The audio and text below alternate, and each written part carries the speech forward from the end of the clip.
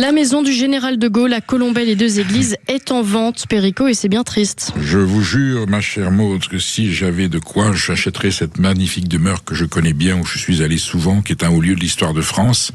La boisserie, donc à Colombey-les-Deux-Églises, dans cette Haute-Marne, dans cette Champagne pouilleuse, à côté d'un monument, puisque suite à cet instant d'histoire, un monument à la mémoire du général de Gaulle a été édifié, et une croix de Lorraine, grande croix de Lorraine gigantesque. On est au cœur de la Champagne, et quand on est dans ces murs et qu'on sait que ce grand homme a vécu là, qu'il a écrit une partie de ses mémoires, qu'il a reçu certains chefs d'État, la France a été dirigée depuis cette demeure ancestrale et vénérable, a été dirigée, a été aimée.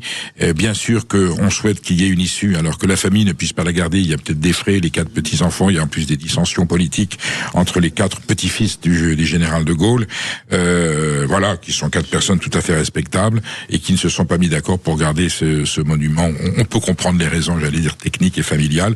Espérons qu'il y aura une issue favorable. Alors ça peut être le département de la Haute-Marne, ça peut être la région, aujourd'hui c'est la région Grand Est, bien entendu, ça peut être l'État qui s'en porte acquéreur, ou un mécène qui l'achète et qui en fasse don à la République. Enfin voilà, espérons qu'il y aura une issue honorable pour ce haut lieu de la mémoire de la République et de la France, où j'invite d'ailleurs tous ceux qui nous écoutent à aller un jour faire un tour. C'est une très belle région de France, c'est pas les Alpes, c'est pas la Bretagne, c'est la Champagne, mais la mémoire du général de Gaulle dans ses murs, c'est quelque chose de très très émouvant.